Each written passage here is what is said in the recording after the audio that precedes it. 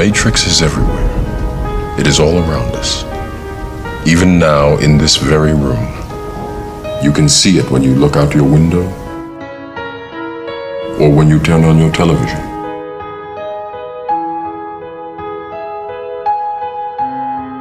You can feel it when you go to work.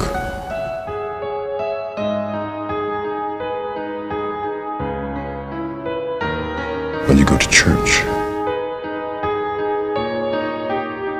When you pay your taxes.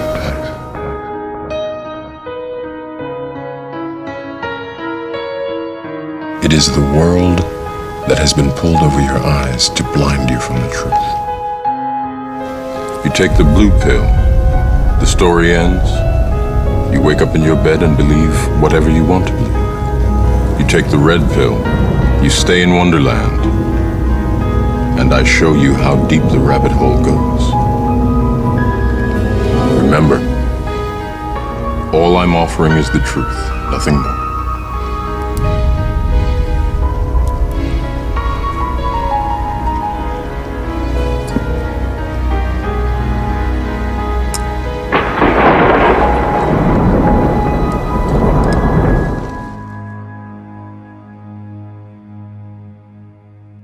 One thing they fear is 300 million people coming together on one topic and saying, this makes no sense. We need answers.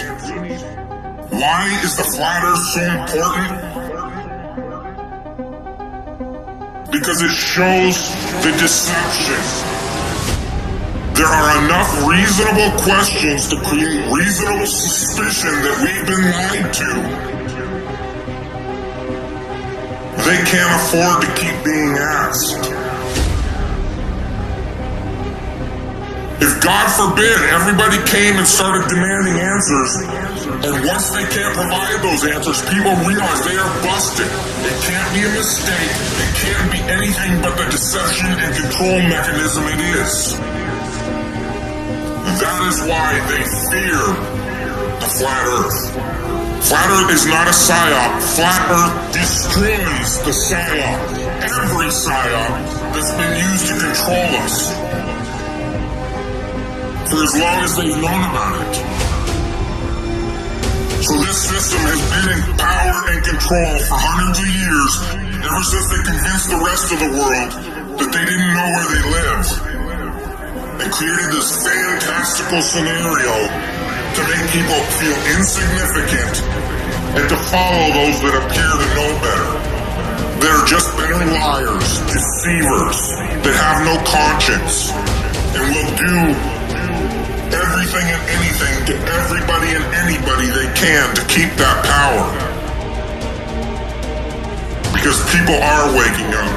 And no matter how much they try to suppress this flat earth movement, it's gonna keep moving one way or another. You can see it. People are waking up. Their earth is indisputably not round. Is it possible that these guys are using stage magic, tricks? Look over here, look over here. And is it possible that the world that we're living in has been misdescribed? I definitely know that the world that we're living in has been misdescribed to us and oversimplified, including the solar system model. It's been vastly oversimplified. It doesn't actually accord itself to the very accurate readings we can get today with our technology, right? Like they never predicted that it was going to come to this.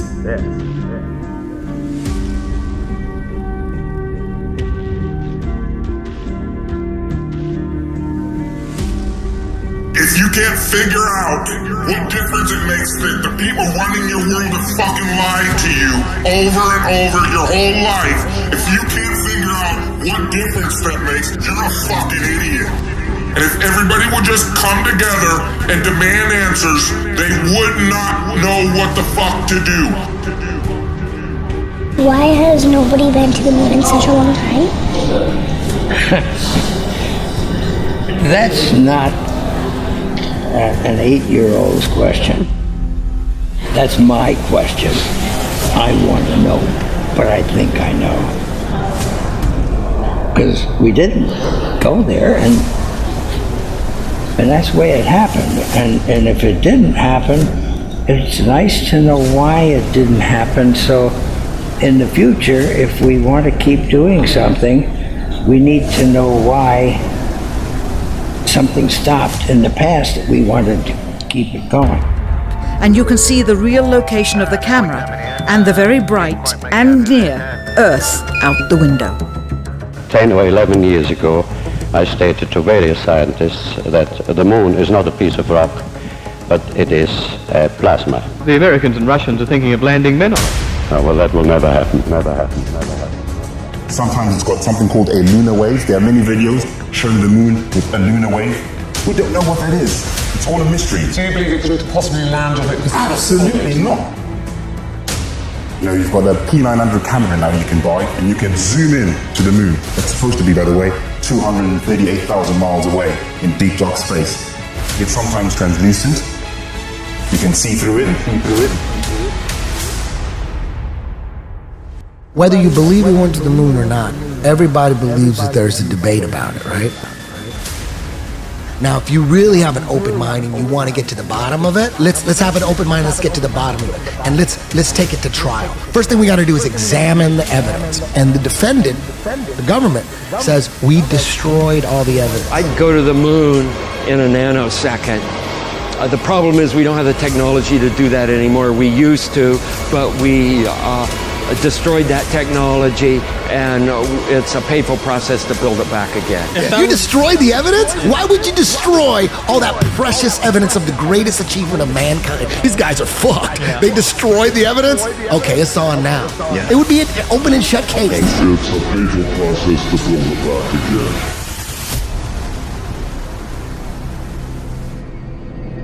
You want answers? I think I'm entitled. You want answers? I want the truth! You can't handle the truth! When you look up at the sun and moon, you see two equally sized, equidistant circles tracing similar paths at similar speeds around a flat, stationary Earth. Rise up, look at that great cosmic light and think about it. That gets up in the eastern horizon every morning and moves across the sky with a kind of symphony of motion and paints its technicolor across the blue, a light that man could never make. They become so involved in thinking about man's progress, they forget to think about the need for God's power. The experts at NASA, however, claim your common sense, everyday experience is false on all counts.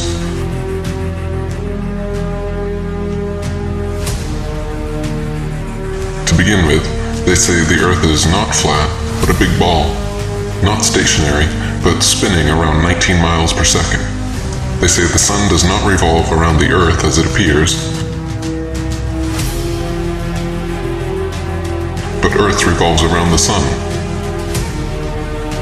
And the Sun is actually 400 times larger than the Moon and 400 times farther away.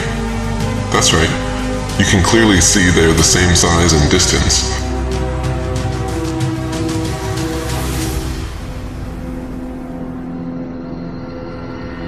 You can see the Earth is flat.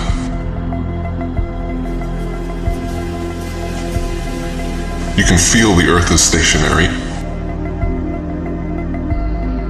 But according to the Gospel of Modern Astronomy, the Earth spins 1,038 miles per hour under your feet and revolves 67,108 miles per hour around the Sun. Copernicus calculated the Sun's distance from Earth to be 3,391,200 miles.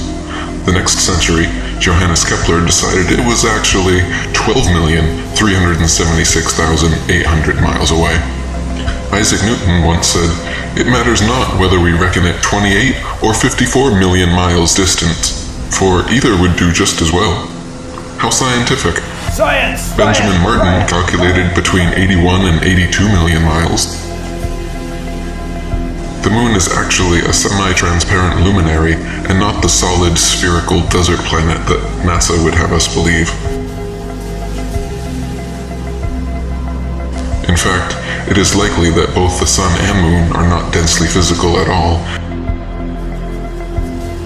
and are simply luminous flat disks able to pass by or through one another during eclipses. The sun and moon luminaries revolve around the Earth once every 24 hours for the sun and approximately 25 hours for the moon, illuminating like spotlights the areas over which they pass. The sun's annual journey from tropic to tropic, solstice to solstice, is what determines the length and character of days, nights, and seasons. What can be more common than the observation that, standing at one end of a long row of lampposts, those nearest to us seem to be the highest, and those farthest away the lowest. As we move along towards the opposite end of the series, those which we approach seem to get higher, and those we are leaving behind appear to gradually become lower. It is an ordinary effect of perspective for an object to appear lower and lower as the observer goes farther and farther away from it. Let anyone try the experiment. The apparently uprising surface of the Earth upon or over which it stands will converge to the angle which constitutes the vanishing point or the horizon, beyond which it will be invisible. Heliocentrists would have you believe the very opposite of what every human who has ever walked the Earth has seen with their own eyes. It is obvious to any child and sovereign-minded adult that the sun, moon, stars, and planets, every light in the sky above, revolves around the motionless Earth beneath our feet. It is also plain to see that the sun and moon are both approximately the same size and situated relatively close to Earth, not 400 times divergent and millions upon millions of miles away. To abandon your senses and everyday experience in favor of such unfounded science fiction fantasies is a fallacy of appeal to authority so extreme that it leaves the brainwashed believer impotent to trust his own natural instincts and forever thereafter chained to the fantastical explanations of astronomical charlatans.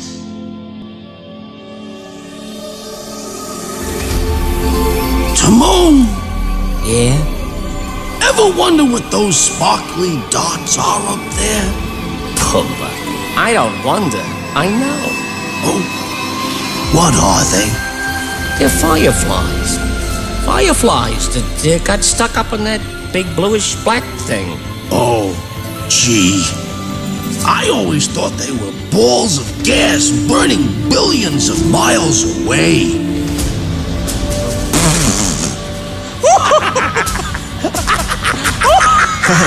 Who told you something like that? What mook made that up? Yeah, pretty dumb, huh? Oh, you're killing me. It's maybe the night that my dreams might let me know all the stars are closer, all the stars are closer, all the stars are closer. It's maybe the night that my dreams might let me know all the stars are closer, all the stars are closer, all the stars are closer. To stay fixed in their constellation patterns, night after night, year after year, century after century, never changing their relative positions. If Earth was truly a tilting, wobbling, spinning space ball, as NASA and modern astronomy proclaim, the star patterns would never look the same 2 nights in a row, let alone be fixed in exactly the same constellations for thousands upon thousands of years. Maybe the night that my dreams might let me know all the stars are closer, all the stars are closer, all the stars are closer. Maybe the night that my dreams might let me know all the stars are closer, all the stars are closer, all the stars are closer.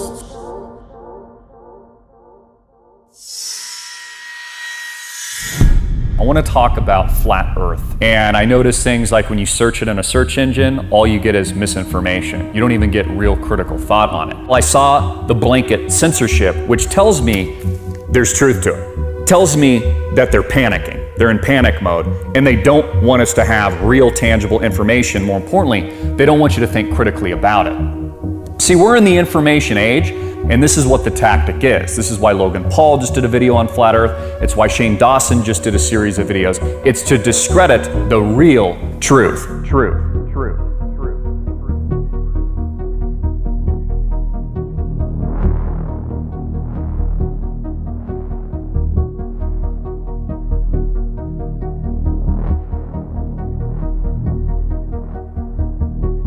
It tells me that there's something here that they don't want you to know. It tells me that mainstream science, NASA, and more importantly, our government powers are panicking. So they're hiring through the same companies that they own, because there's only 6 companies, by the way.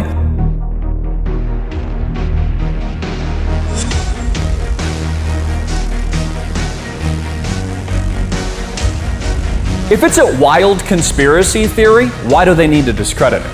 If it's a wild conspiracy theory and it isn't the truth, and no one's going to believe it because they're smart enough to think on their own, why do they need to discredit it? Why do they need, and these same people, keep in mind, Logan Paul, Disney is the parent company. I'm pretty sure he gets a check from Walt Disney. Why would they then put out these misinformation campaigns? I mean, ask yourself these logical questions. I think we know the answer, and I think we know the reason. Is it possible that we're living in that Truman Show today? We're living on the flat earth with the dome, the firmament. As we start to look around us, we start to wake up, our eyes open, maybe that third eye opens, we start to understand, wow, this isn't what I thought it was.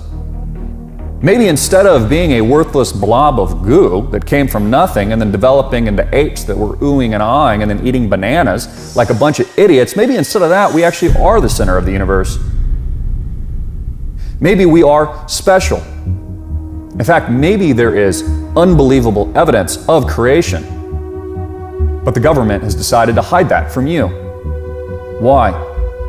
Why is there so much misinformation? Why is there a giant disinformation campaign going on right now when it comes to things like flat Earth? Are my eyes lying to me? Or can I trust what I'm actually seeing? But Christopher, the Earth is a globe. I was told that when I was 1 year old. They said, look, this is a globe. Isn't it interesting? It's one of the first things that you're actually taught. The Earth isn't flat, it's a globe. Even though for hundreds and hundreds, if not thousands of years, they thought that the Earth was flat. Oh, but Christopher, we have all these images of outer space that show that the Earth is a sphere. Really? Where do the images come from? NASA. Oh, you mean the same NASA that is our government, our secretive breakaway government that hasn't been back to the moon since the 1960s. That NASA? Have you ever seen it with your own eyes?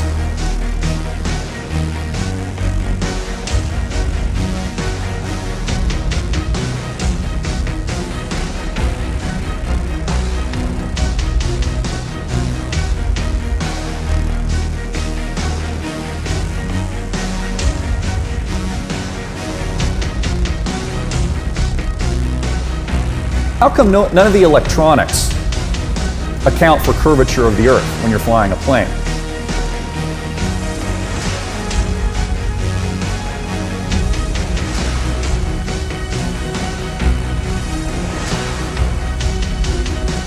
None of the engineering of bridges and train tracks, buildings, all kinds of infrastructure that goes for miles and hundreds and maybe thousands of miles, none of it accounts for, in its actual engineering blueprints, for the curvature of the Earth.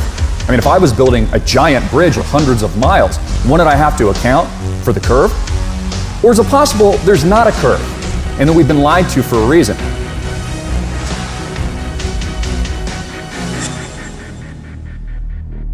Everybody in this room was taught the story of how Columbus went before Queen Isabella of Spain and he was going to prove to her that the world was the globe.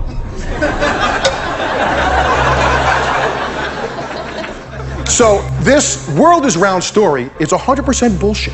It's total fiction. Yet how did our grandparents learn this? We learned this? Our grandchildren are probably going to learn this. How come? Because history is pop culture. And that dude who jumped out of a perfectly good balloon, what's his name? Felix Baumgartner, edge of space jump.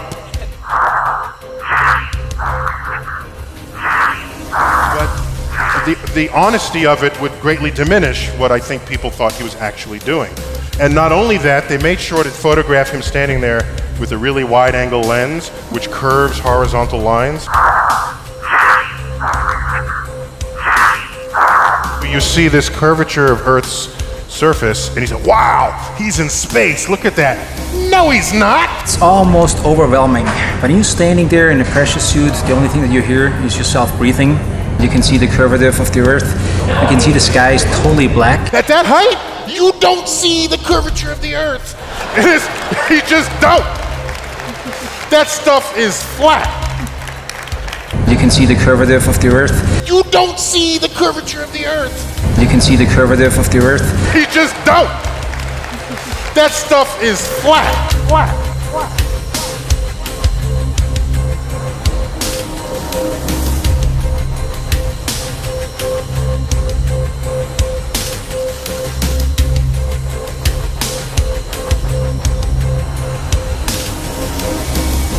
With a really wide-angle lens, which curves horizontal lines.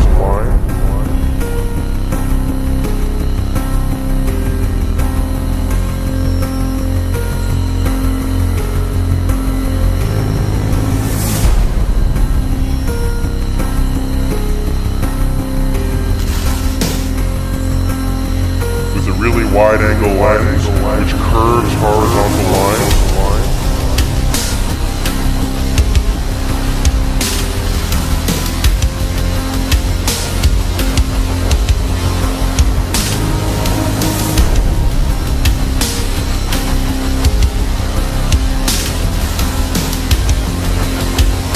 Really wide-angle lens, which curves horizontal lines.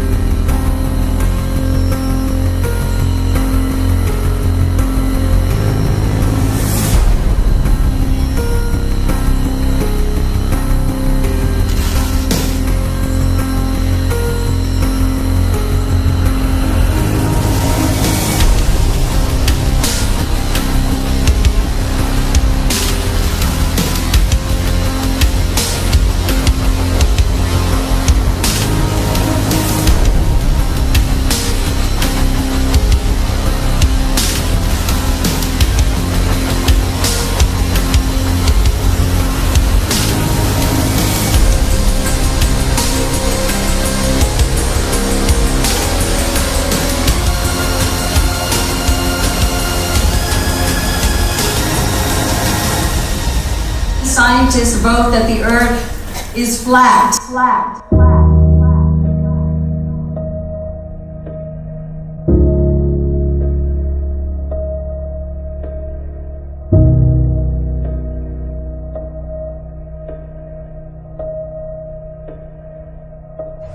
So trust your eyes and trust your experience. Trust your feeling, trust your intuition. Look out, see the horizon flat. Feel for yourself. You're not moving.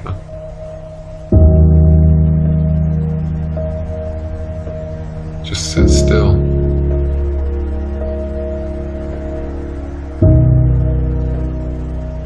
Just sit still for a second.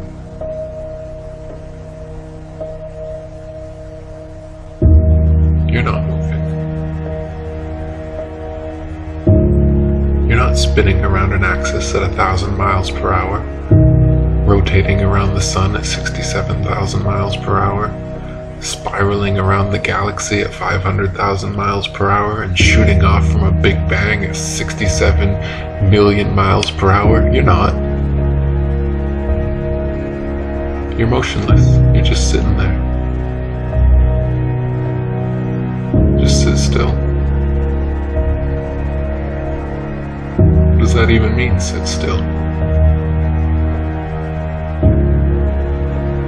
You think you could sit still with all those motions? Does it feel like you're moving? Feel that? Same thing you've always felt? Nothing? Ever? Nobody's ever felt movement. Nobody's ever seen the earth move. Nobody's ever seen the earth curve. Maybe you just got fooled by some Masons. Mark Twain said, "It's easier to fool people than to convince them they've been fooled." That's why it's so hard to convince you you've been fooled.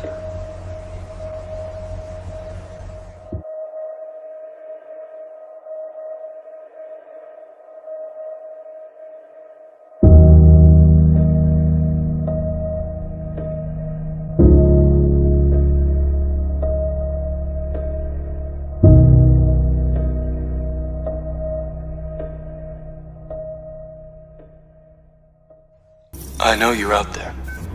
I can feel you now. I know that you're afraid. You're afraid of us.